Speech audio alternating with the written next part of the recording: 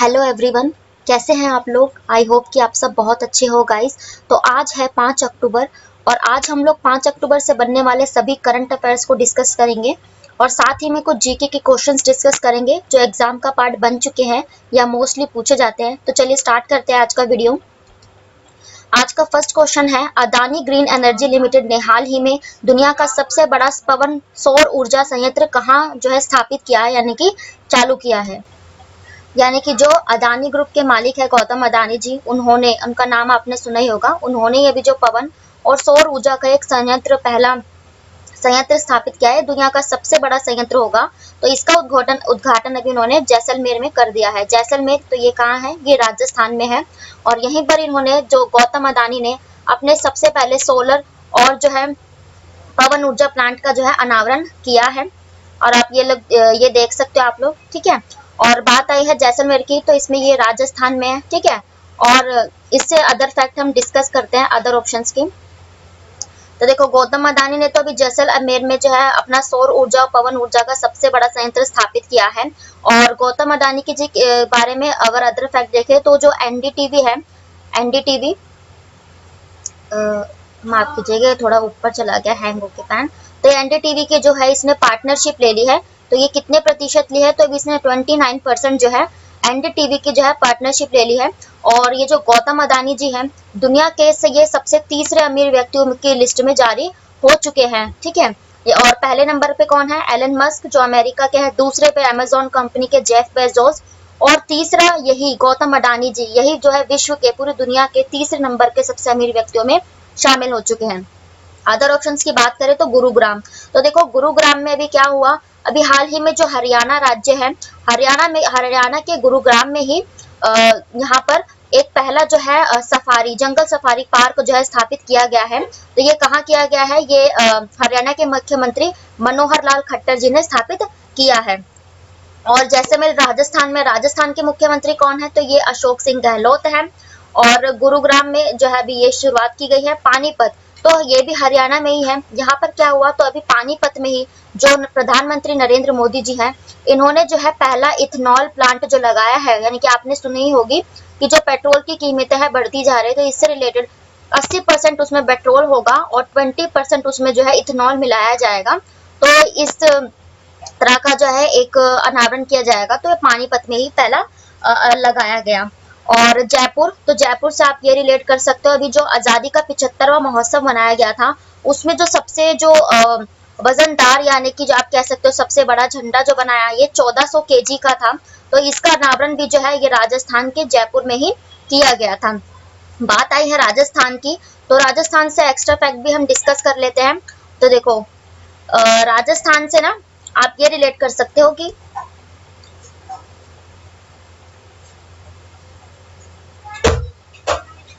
राजस्थान में अभी हाल ही में एक इसकी सबसे बड़ी योजना है चिरंजीवी योजना। ये इसकी सबसे बड़ी स्वास्थ्य योजना है। ये भी शुरुआत जो है राजस्थान ने ही की थी। और राजस्थान में ही जो है राजीव गांधी खेल ओलंपियाड की जो शुरुआत की गई। ये क्या है, तो देखो, आर से ही राजीव गांधी और आर से ही राजस्थान। अगर आपने मेरी पहले की वीडियोस देखी होगी तो आप लोगों को पता ही होगा। मैं जो है ऐसी कुछ ट्रिक्स होती हैं, जैसे कि कुछ सिमिलर वर्ड से अगर हम जो है रिलेट कर सकते हैं सिमिलर साउंड से, तो ऐसी ट्रिक्स मैं जरूर शेयर करती हूँ। और जितने भी जो फैक्ट्स होते हैं उनके एक्स्ट्रा फैक्ट्स या जीके कवर करके चलते हैं, ताकि जो है वो रिवाइज होता रहे। तो ये आर से राजस्थान और आर से ही राजीव गांधी ओलंपियाड, आप ऐसे रिलेट कर सकते हो। पहली जो डिजिटल अदालत की जो शुरुआत की गई, ये कहाँ की गई, तो ये भी हरियाणा के ये राजस्थान में ही की गई सबसे पहले डिजिटल अदालत। सहकारी योजना भी राजस्थान की है। अनुप्रीति योजना जो कोचिंग से रिलेटेड एक कोचिंग हब की जो शुरुआत है, ये भी जो है राजस्थान की ही पहले यहीं पर जो है शुरू की गई है। इस क्वेश्चन से इतना ही। देखते हैं नेक्स्ट क्वेश्चन। तो हमारा नेक्स्ट क्वेश्चन है, हाल ही में टाइम्स पत्रिका, आप लोग जानते ही हैं, एक सबसे बड़ी जो अमेरिका की मैगजीन है टाइम्स पत्रिका, उसमें जो है 100 उभरते नेताओं की सूची में एकमात्र भारतीय के रूप में किसे नामित किया गया है, यानी कि किसका जो है अभी इन्हें शामिल किया गया है। तो इसका राइट आंसर हो जाएगा आकाश अंबानी। तो अभी हाल ही में जो आकाश अंबानी, जो मुकेश अंबानी जी के बेटे हैं, तो उन्हीं को जो है टाइम्स पत्रिका ने 100 उभरते सितारों की लिस्ट में जो है शामिल कर दिया गया है। ये देख सकते हैं आप, ये आकाश अंबानी जी हैं और इनको जो है ना 100 इमर्जिंग लीडर्स में शामिल किया गया है। और ये जो बात आई है अगर मुकेश अंबानी की, तो देखो आकाश अंबानी इनके बेटे हैं और अभी हाल ही में मुकेश अंबानी ने अपना जो रिलायंस जियो कंपनी का जो पदभार है उनके सीईओ ये आकाश अंबानी को ही बना दिया गया था। ठीक है, और अभी हाल ही में जो टाइम्स पत्रिका है ना इन्हें इमर्जिंग लिस्ट में शामिल कर दिया गया है। और अभी क्या स्टार्ट किया, अभी हाल ही में 2 दिन पहले ही न्यूज में आपने देखा होगा कि जो ये मुकेश अंबानी है इन्होंने जो है पहले जो 5G सेवा की जो शुरुआत है ये कहाँ कर दी है, तो इन्होंने ये भी जो है ना 5G सेवा की शुरुआत यहाँ पर कर दिया। मोदी जी और गौतम अडानी जी इन लोगों ने मिलकर जो है ये 5G सेवा, पहली जो देश की 5G सेवा का जो अनावरण है ये मुकेश अंबानी यानी कि अंबानी ग्रुप्स ने ही किया है। इसके अदर फैक्ट्स अगर हम डिस्कस करें तो देखो आकाश अंबानी के बारे में हम डिस्कस कर ही चुका है, ये मुकेश अंबानी के बेटे हैं और मुकेश अंबानी जो ये जियो रिलायंस ग्रुप के जो है मालिक है। ठीक है, और रतन टाटा, तो Ratan Tata Tata groups of company के हैं। तो अभी जो रतन टाटा है उनको जो है असम राज्य ने अपने जो है ना असम वैभव अवार्ड से सम्मानित किया था। क्यों किया था, तो इन्होंने जो है ना कैंसर एक हॉस्पिटल का जो अनावरण है असम में किया था। और रतन टाटा वैसे जो है ना एक दानवीर की लिस्टों में भी आता है, ये बहुत जो है ऐसे कार्य करते रहते हैं जो देश की भलाई के लिए या राज्यों में, तो ये रतन टाटा जो है ना ऐसे काम करते रहते हैं। और रतन टाटा टाटा ग्रुप ने ना 18,000 करोड़ में जो हमारे देश की सबसे जो टॉप की जो एयर इंडिया जो एयरलाइंस है, एयर इंडिया एयरलाइंस, इसको जो भी है ना 1800 करोड़ में इन्होंने ही खरीदा हुआ है। और गौतम अडानी, तो गौतम अडानी की भी जो है अभी हम डिस्कस कर ही चुके हैं। गौतम अडानी ये विश्व के तीसरे सबसे अमीर व्यक्ति हैं और गौतम अडानी से एक आप रिलेट कर सकते हो, गौतम अडानी के ऊपर RN भास्कर ने एक जो है ना बुक लिखी थी। ठीक है, तो ये RN भास्कर ने लिखी थी, गौतम अडानी जी के ऊपर एक बुक लिखी थी। इस क्वेश्चन से इतना ही, देखते हैं नेक्स्ट क्वेश्चन। तो हमारा नेक्स्ट क्वेश्चन है उज्जैन में स्थापित महाकाल कॉरिडोर का उद्घाटन जो है कौन करेगा, यानी कि किसके द्वारा। उज्जैन का महाकालेश्वर आप लोग सब जानते ही है, ये मध्य प्रदेश में है, तो इसका भी जो अनावरण है ये नरेंद्र मोदी जी द्वारा ही किया गया है। और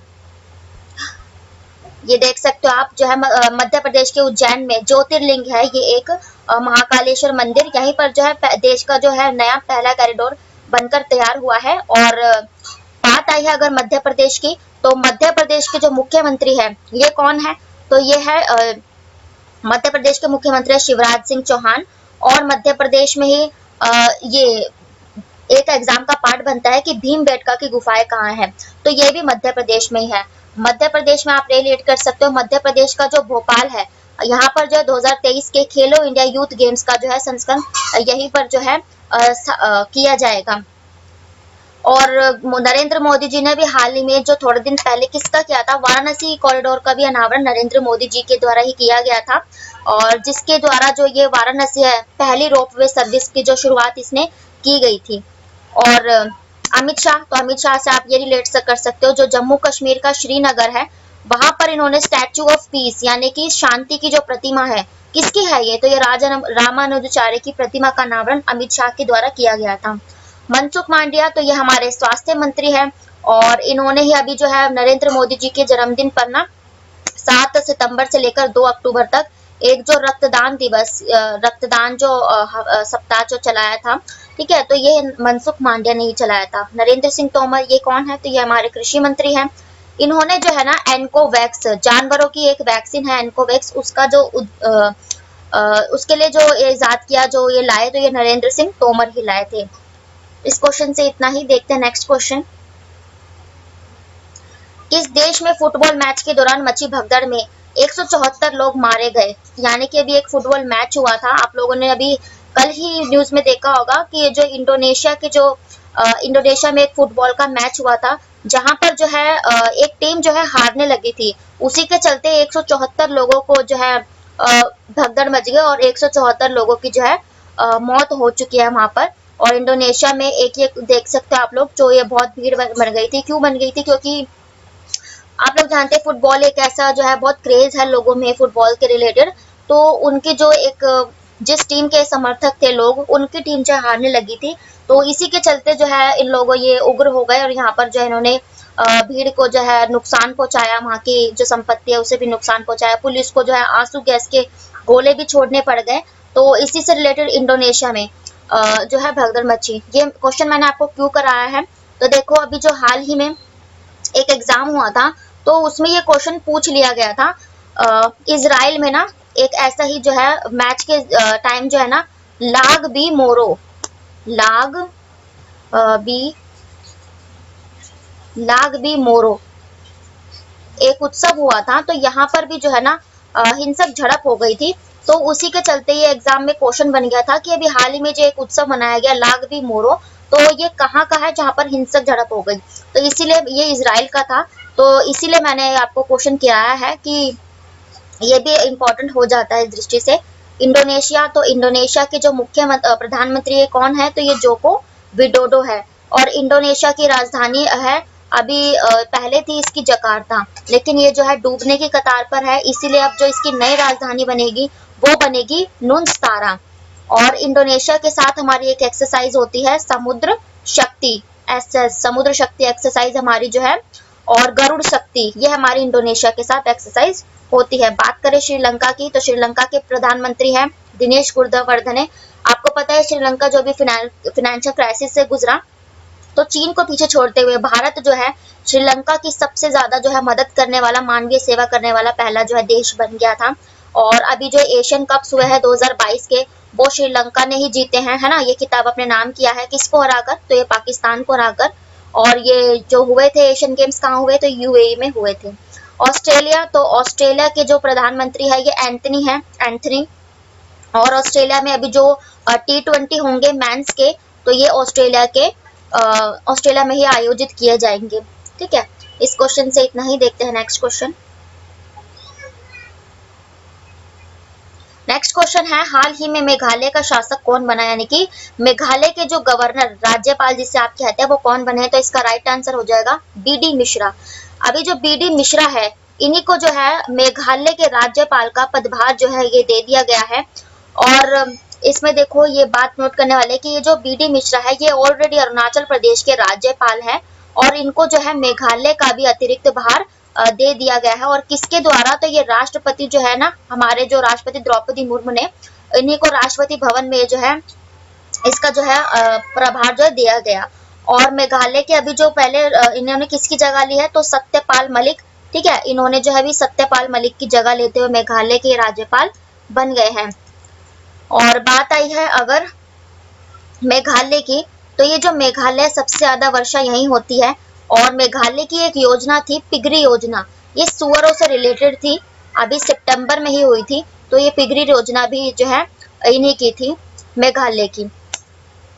और मेघालय के जो सत्यपाल मलिक है, ये इंपॉर्टेंट क्यों हो जाते हैं, क्योंकि सत्यपाल मलिक जब 2019 में जम्मू कश्मीर और लद्दाख को यूटी यानी कि जो है केंद्र शासित प्रदेश बनाया जा रहा था, तब वहां के गवर्नर ये सत्यपाल मलिक ही थे। और ला गणेशन, तो ला गणेशन ये पश्चिम बंगाल और मणिपुर दोनों के ही जो है पदभार संभाल रहे हैं, क्योंकि पश्चिम बंगाल के जो राज्यपाल थे जगदीप धनखड़, ये हमारे उपराष्ट्रपति बन चुके हैं। द्रौपदी मुर्मू आपको पता है 15वीं महिला राष्ट्रपति बन गई है हमारे देश की। और जो आप क्या रिलेट कर सकते हो, देखो 7वें संशोधन 1956 के द्वारा ये प्रावधान है कि जो एक राज्य है उसमें एक जो राज्यपाल है, एक से ज्यादा राज्यों में जो है राज्यपाल बन सकता है। जैसे कि ला गणेशन पश्चिम बंगाल मणिपुर दोनों के हैं, बीडी मिश्रा अरुणाचल प्रदेश और मेघालय दोनों का पदभार संभालेंगे। तो ये संशोधन 7वां संशोधन अनुच्छेद 1956 के तहत किया गया था। देखते हैं नेक्स्ट क्वेश्चन। नेक्स्ट क्वेश्चन है, हाल ही में किस राज्य को स्वच्छ सर्वेक्षण ग्रामीण का प्रथम पुरस्कार मिला, यानी कि ये भी जो है एक पहल की गई थी कि स्वच्छ सर्वेक्षण, उसमें जो शहर टॉप पर था, तो इसमें कौन था, ये जो है इंदौर, जो मध्य प्रदेश का इंदौर है, ये इसमें जो है टॉप पर था। ठीक है, और अभी जो है राज्य की बात करें तो राज्य में जो ये तेलंगाना है, ये इसने जो है ये खिताब अपने नाम कर लिया है। स्वच्छ ग्रामीण सर्वेक्षण में जो पहला राज्य का प्रथम पुरस्कार ये तेलंगाना को मिल गया है। और बात आई है अगर तेलंगाना की, तो देख सकते हो आप स्वच्छ सर्वेक्षण 2022, इसका लक्ष्य क्या है कि गार्बेज फ्री जो है सिटीज हमारे होने चाहिए। और ये इनिशिएटिव किसकी है, तो श्रीमती द्रौपदी मुर्मू जी की है, और आजादी के अमृत महोत्सव के दौरान ही से जो है शामिल किया गया। और अगर इसके अदर फैक्ट डिस्कस करें तो देखो तेलंगाना की राजधानी कौन है, तो ये है हैदराबाद। हैदराबाद से आप ये रिलेट कर सकते हो, इसमें जो फॉर्मूला एक वन रेस होती है ना, जो कार रेसिंग होती है, ये मोस्टली हर देश में नहीं की जाती, लेकिन F1 फॉर्मूला रेस पहली बार भारत 2023 में जो है होस्ट करेगा। और अभी जो तमिलनाडु है, तमिलनाडु से आप क्या रिलेट कर सकते हो, देखो तमिलनाडु के जो मुख्यमंत्री है ये है बसवराज बोम्मई, ठीक है। और तमिलनाडु में आप ये रिलेट कर सकते हो 44वां जो शतरंज ओलंपियाड हुआ था, जिसका जो उद्घाटन है नरेंद्र मोदी जी ने किया था, ये चेन्नई में हुआ था, तमिलनाडु के चेन्नई में। और तमिलनाडु एक ऐसा राज्य है, आपने देखा होगा मिड डे मील तो मिलता ही है बच्चों को, लेकिन तमिलनाडु जो है फ्री नाश्ता भी जो है प्रोवाइड कराता है बच्चों को अपने स्कूल्स में। बात करें हरियाणा की, तो हरियाणा की हम डिस्कशन कर ही चुके हैं, मुख्यमंत्री मनोहर लाल खट्टर। सबसे बड़ी योजना भी हाल ही में इसका एक सफारी पार्क बना है, ठीक है। और इसमें एक अमृता हॉस्पिटल का नामकरण भी हरियाणा में जो है मुख्यमंत्री नरेंद्र मोदी द्वारा ही किया गया। ये एशिया का सबसे बड़ा हॉस्पिटल है, अमृता हॉस्पिटल। मध्य प्रदेश, तो इसके जो मुख्यमंत्री शिवराज सिंह चौहान, इसका भी डिसीजन कर चुके हैं। उसका सबसे मोस्ट इम्पोर्टेंट क्वेश्चन जो आजकल हर जगह पूछा जाता है कि मध्य प्रदेश के कुनो नेशनल पार्क में, कहाँ पर, तो ये कुनो नेशनल पार्क में जो है 8, नामीबिया जो अफ्रीका का एक देश है नामीबिया, वहां से 8 चीते लाए गए, जिसमें 5 मादा और 3 नर थे। तो इस क्वेश्चन से इतना ही। देखते हैं नेक्स्ट क्वेश्चन। नेक्स्ट क्वेश्चन है वंदे भारत एक्सप्रेस 2.0, जिसका हाल ही में उद्घाटन किया गया था, किन शहरों के बीच चलेगी। तो आप लोग जानते हैं वंदे भारत 2.0 जो ट्रेन है, इसका जो भी उद्घाटन ये भी नरेंद्र मोदी जी ने ही किया। तो ये जो है गुजरात के गांधीनगर से मुंबई, महाराष्ट्र के मुंबई तक चलेगी, ठीक है। और इसका भी जो उद्घाटन है नरेंद्र मोदी द्वारा किया गया है, देख सकते हैं आप लोग। नरेंद्र मोदी ने अभी जो वंदे भारत 2.0 को जो है हरी झंडी दिखा दी है। और देखो ये 6 घंटे 30 मिनट यानी कि 6.5 घंटे में लगभग 540 किलोमीटर की दूरी जो है वो तय करेगी। और ये 129 सेकंड में 160 किलोमीटर प्रति घंटे की रफ्तार से चल सकती है, ठीक है। तो ये गांधीनगर के और मुंबई के बीच चली जाएगी। बात करें अगर गांधीनगर और मुंबई की, तो गांधीनगर गुजरात में है, जिसके मुख्यमंत्री भूपेंद्र पटेल हैं। और इसी गांधीनगर में जो डिजिटल वीक सप्ताह मनाया गया था, वो गुजरात गांधीनगर में मनाया गया था। मुंबई, तो मुंबई महाराष्ट्र की राजधानी है, जिसके मुख्यमंत्री एकनाथ शिंदे। और मुंबई में अभी रंग महोत्सव और पहली जो इलेक्ट्रिक डबल डेकर बस यानी कि ई डबल डेकर बस का अनावरण यही किया गया। बनारस टू बोगीबिल, अभी जो 4-5 दिन पहले की ही न्यूज है, बनारस के बोगीबिल यानी कि यूपी से और यह असम के बोगीबिल तक क्या चलाया गया। तो सबसे लंबी जो एक क्रूज सेवा होती है, वो जो है यहीं पर, कहाँ पर, यूपी के बनारस से, वाराणसी से, और असम की बोगीबिल तक एक लंबी क्रूज सेवा शुरुआत की गई। मुंबई से अहमदाबाद क्या था, तो ये जो पहली जो बुलेट ट्रेन चली थी ना, वो असम, ये मुंबई से अहमदाबाद, ये भी मुंबई टू आप गुजरात रिलेट कर सकते हो। और नासिक टू दानापुर, तो पहली जो कृषि, जो किसान ट्रेन है यानी कि कृषि से रिलेटेड जो ट्रेन चलाई गई उनके उससे, तो ये नासिक से जो है दानापुर तक चलाई गई थी। देखते हैं नेक्स्ट क्वेश्चन। नेक्स्ट क्वेश्चन है हाल ही में सीआरपीएफ के महानिदेशक के रूप में किसे नियुक्त किया गया है। तो इसका राइट आंसर हो जाएगा सुजॉय लाल थाउसेन, यानी कि इन्हें SI और थाउसेन भी कहा जाता है। तो ये अभी महानिदेशक यानी कि जो है डायरेक्टर जनरल बन गए हैं सुजॉय लाल थाउसेन। और सुजॉय लाल थाउसेन जो थे ना, ये ITBP का भी पदभार संभाल चुके हैं, ठीक है। और इनका जो मुख्यालय मणिपुर कैडर के बैच के अधिकारी हैं, तो इनको ये जो पदभार दिया गया है। बात करें अगर अदर ऑप्शंस की, तो अनीश दयाल को अभी क्या मिला है, तो देखो ITBP क्या है, इंडियन तिब्बत बॉर्डर पुलिस, ठीक है। तो ITBP का पदभार अनीश दयाल सिंह को अभी 2 दिन पहले ही जो है सौंपा गया है।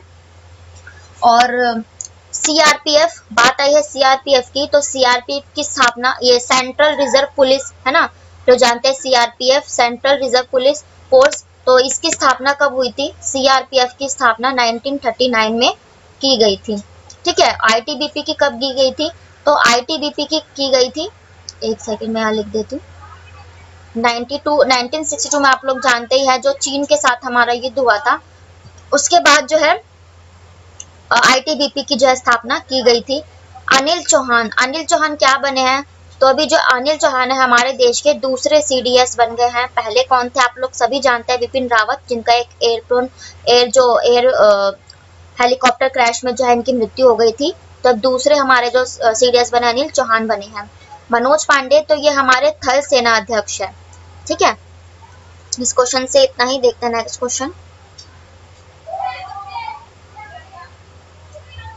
नेक्स्ट क्वेश्चन है, निम्नलिखित में से कौन अंबेडकर ए लाइफ पुस्तक लिखेगा, यानी कि किसने लिख चुके हैं ये अंबेडकर ए लाइफ पुस्तक। तो इसका राइट आंसर हो जाएगा शशि थरूर। यानी कि ये जो शशि थरूर है इन्होंने ही जो अभी डॉक्टर भीमराव अंबेडकर की लाइफ के ऊपर एक जो है बुक लिखी है, शशि थरूर जी ने अंबेडकर जी की लाइफ के ऊपर। शशि थरूर जी ये कौन है, तो ये जो कांग्रेस के वरिष्ठ नेता है, और ये हाल ही में चर्चे में क्यों थे, क्योंकि जो फ्रांस की सरकार है इन्होंने इन्हें अपने जो हाई सिविलियंस अवार्ड से सम्मानित किया गया था फ्रांस की संसद ने शशि थरूर को। और रस्किन बॉन्ड की कौन सी पुस्तक है, how to become a writer. ठीक है, how to become a writer ये पुस्तक जो है रस्किन बॉन्ड ने लिखी थी। और डॉक्टर एस जयशंकर, तो अभी आप लोग जानते हैं अमेरिका और यूरोप में मंदी का दौर चल रहा है, तो उसके लिए जो ये है इन्होंने जो है डॉक्टर एस जयशंकर जो हमारे विदेश मंत्री, इन्होंने अमेरिका की जो यात्रा की, और वहां जो दक्षिण अमेरिका में जो है इन्होंने पराग्वे में जो है गांधी जी की मूर्ति का अनावरण किया।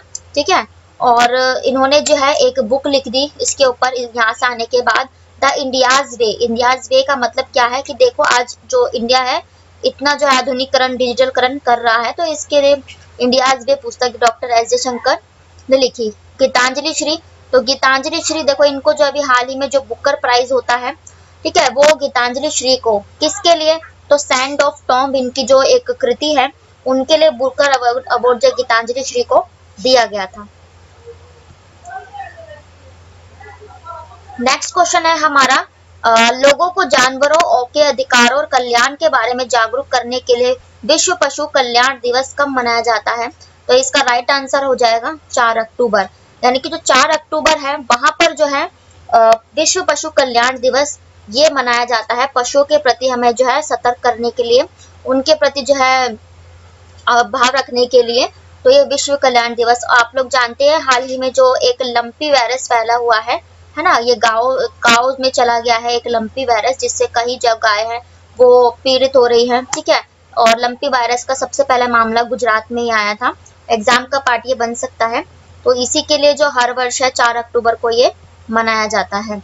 और 2 अक्टूबर को हमने क्या बनाया, देखो गांधी जी की जयंती तो थी ही, साथ ही में लाल बहादुर शास्त्री की जो जयंती थी वो भी 2 अक्टूबर को ही थी, है ना। और अहिंसा दिवस भी 2 अक्टूबर को ही कहा जाता है। 28 सितंबर को हमने क्या मनाया, तो देखो रेबीज डे जो होता है ना, वर्ल्ड रेबीज से मुक्त डे, ठीक है, ये मनाया गया 28 सितंबर को, जो कुत्ते या बिल्ली ऐसे जानवरों के चाटने से हो जाता है। और एग्जाम का एक पार्ट बन चुका है क्वेश्चन की पहला जो है रेबीज मुक्त राज्य कौन सा बना, तो ये बना गोवा। ठीक है, 14 सितंबर आप लोग सभी जानते हैं, हम जो हिंदी दिवस है ये 14 सितंबर को मनाया जाता है ना, हिंदी दिवस। देखते हैं नेक्स्ट क्वेश्चन। तो ये थे आपके कुछ डेली करंट अफेयर्स। ठीक है, ये भी ऑल कॉम्पिटिटिव एग्जाम्स के लिए थे, जितने भी आप वनडे एग्जाम देते हो, और ये सभी एग्जाम की दृष्टि से जो महत्वपूर्ण थे। और अब हम लोग डिस्कस करेंगे 10 इंपॉर्टेंट जीके क्वेश्चंस। ये भी ऑल कॉम्पिटिटिव एग्जाम्स के लिए है, और ये एग्जाम में पूछे जा चुके हैं, इसीलिए ये इम्पोर्टेंट है। फर्स्ट क्वेश्चन है, जिला कलेक्टर का पद कब सृजित किया गया था, यानी कि एक जिला कलेक्टर होगा, जिला कलेक्टर यानी कि जो आईएएस स्तर के अधिकारी होते हैं ना, तो इन्हीं के लिए जो प्रावधान किया गया ये कब किया गया, तो इसका राइट आंसर हो जाएगा 1772। आप लोग सभी जानते हैं 1772 में ये जो है प्रावधान किया। और अदर ऑप्शन 1986 में क्या, तो पर्यावरण संरक्षण अधिनियम जो पारित किया गया था एनवायरनमेंट से रिलेटेड, ये 1986 में किया गया था। 1765 में जो है बंगाल में द्वैध शासन लगाया गया था। किसके बाद, 1764 में पहले बक्सर का युद्ध हुआ, उसके बाद 1765 में बंगाल में द्वैध शासन लगाया गया। 1813 इसमें जो है चार्टर एक्ट लागू किया गया। 1813 किस लिए था, तो देखो पढ़ाई से ये रिलेटेड था, जिसके लिए जो ये ब्रिटिश जो थी सरकार थी उसने कहा था कि उन्होंने शिक्षा के कदम के लिए 1 लाख रुपए तक का जो है कुछ इन्वेस्ट किया है, और बाकी ये क्लियर नहीं हो पाया था कि उन्होंने उसे लागू किया था या नहीं, लेकिन चार्टर एक्ट 1813 में लाया गया था। नेक्स्ट क्वेश्चन है दादा भाई नौरोजी ने अपनी किस पुस्तक में धन का निकासी यानी कि जो ड्रेन ऑफ वेल्थ, ये जो धन का पलायन, ये किसमें वर्णित किया? आप लोग सभी जानते हैं कि बहुत फेमस बुक है, यह है poverty and un British rule in India, यानी कि भारत में गरीबी और एक अन ब्रिटिश रूल होना चाहिए, किस तरह जो है ये ब्रिटिश जो है हमारी अर्थव्यवस्था में धन का पलायन कर रहे हैं। तो ये इन्हीं की सबसे मोस्ट इम्पोर्टेंट बुक है। फियरलेस गवर्नेंस, जो हमारी जो ये पहले आईपीएस अधिकारी थे ना, किरण बेदी जी, इन्होंने जो है फियरलेस गवर्नेंस लिखी है। डिस्कवरी ऑफ इंडिया, ये पंडित जवाहरलाल नेहरू जी की बुक है। और एन एक्सीडेंट प्राइम मिनिस्टर, ये किसने लिखी? तो ये संजय बारू, ठीक है, एक राइटर है संजय बारू, उन्होंने भी ये बुक लिखी। देखते हैं नेक्स्ट क्वेश्चन। अर्थशास्त्र मानव निर्मित उत्पादन यानी कि उपकरणों को कैसे वर्गीकृत करता है, यानी कि कैसे विभाजित करता है, किस रूप में देखता है? तो इसका राइट आंसर हो जाएगा कैपिटल यानी कि पूंजी। यानी कि ये जो अर्थशास्त्र होता है, जो भी मानव निर्मित उत्पाद होते हैं उनको एक पूंजी के रूप में कहते हैं ना, कि ये मेरे जीवन भर की पूंजी है, मतलब मानव जो भी उत्पाद करेगा, निर्मित करेगा, वो पूंजी के रूप में देखा जाएगा। ठीक है, देखते हैं नेक्स्ट क्वेश्चन। नेक्स्ट क्वेश्चन है भारतीय लोकतंत्र के संदर्भ में कौन सा जो कथन है वो सही नहीं है, यानी कि लोकतंत्र से रिलेटेड कौन से कथन सही है और बाकी कौन सा नहीं है। तो देखो, सेना को देश में शासन करने की अनुमति देता है, लोगों को अपने प्रतिनिधि चुनने की अनुमति देता है। तो हाँ, एक जनतंत्र या लोकतंत्र यही है कि जो है हमें अपने प्रतिनिधि चुनने का अधिकार होता है। सेना को देश में शासन करने की अनुमति नहीं, ये तो वहां होती है जहां पर जो है तानाशाही वगैरह होती है ना। और लोगों को तीर्थ यात्रा के लिए कर भुगतान, ये भी नहीं होता है ना। तो इसका राइट आंसर हो जाएगा कि लोगों को अपना प्रतिनिधि चुनने का अधिकार होता है। नेक्स्ट क्वेश्चन है इंडिया 2022 पुस्तक किसके द्वारा लिखी गई? तो इसका राइट आंसर हो जाएगा डॉक्टर एपीजे अब्दुल कलाम। यानी कि आप लोग सभी जानते हैं जो हमारे प्रधानमंत्री रह चुके हैं डॉक्टर एपीजे अब्दुल कलाम, इन्होंने ही जो है इंडिया 2022 नहीं, ये 2020 है, इसको मॉडिफाई कर लीजिएगा, 2020 इंडिया 2020 पुस्तक इन्होंने ही लिखी थी।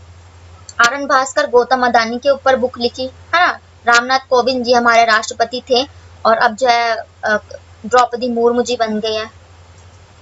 नेक्स्ट क्वेश्चन है कथकली किस राज्य का नृत्य रूप है? इसका राइट आंसर हो जाएगा केरला। ठीक है, का से केरला और का से कथक, इजीली रिलेट कर सकते हो है ना। तो ये कथकली तो केरल का है और एक वर्ड होता है कथक, आपने सुना होगा, एक कथक होता है और एक कथकली होता है। तो ये कथक कहाँ का होता है? तो ये कथक उत्तर प्रदेश का लोक नृत्य है। और गुजरात का आप लोग सब जानते हैं, नवरात्रि टाइम चल रहा है तो गरबा इसका लोक नृत्य है। राजस्थान, तो राजस्थान में एक झूमर होता है, सबसे अच्छा जो इसका लोक नृत्य है झूमर, यहीं पर खेला जाता है। तो मैंने आपको कंफ्यूजन दूर करने के लिए ये एक ऑप्शन में रखा, कथकली केरल का और कथक ये उत्तर प्रदेश का है। नेक्स्ट क्वेश्चन देखते हैं। एशिया के प्रकाश के रूप में किसे जाना जाता है, यानी कि लाइट ऑफ एशिया है ना, किसे कहा जाता है? तो इसका राइट आंसर हो जाएगा महात्मा बुद्ध। जो भगवान महात्मा बुद्ध जी थे, उन्होंने जो है प्रकाश जलाया था, लोगों के मन में उन्हें जागृति दी थी। ठीक है, उनके विचार बदले, तो इसीलिए जो है एशिया के प्रकाश के रूप में इन्हें देखा जाता है।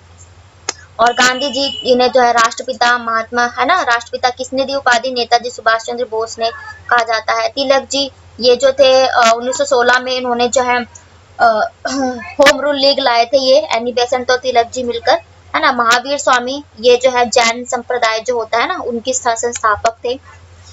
देखते हैं नेक्स्ट क्वेश्चन। नर्मदा नदी का उद्गम मध्य प्रदेश से होता है, पर यह कहाँ होता है? ठीक है, तो ये होता है अमरकंटक। आप लोग सभी जानते हैं नर्मदा नदी मध्य प्रदेश के अमरकंटक से निकलती है, फिर ये गुजरात से होती हुई है ना। ये देखो, ये वर्ल्ड का मैप है, यहाँ पर क्या है? अरब सागर है, अरेबियन सी।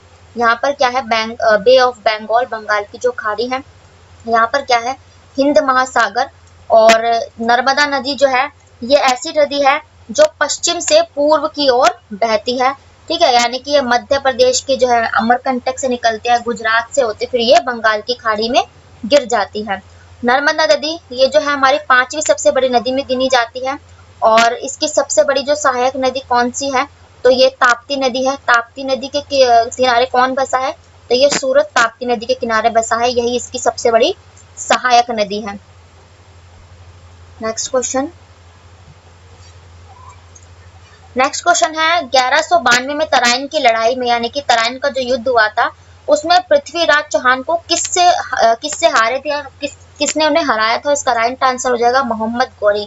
आप लोग सभी जानते हैं पहले जो 1191 में यानी कि 1191 में जो तराइन का युद्ध हुआ उसमें तो पृथ्वीराज चौहान ने मोहम्मद गौरी को हरा दिया, लेकिन बाद में जो 1192 में हुआ उसमें मोहम्मद गौरी ने पृथ्वीराज चौहान को हरा दिया था।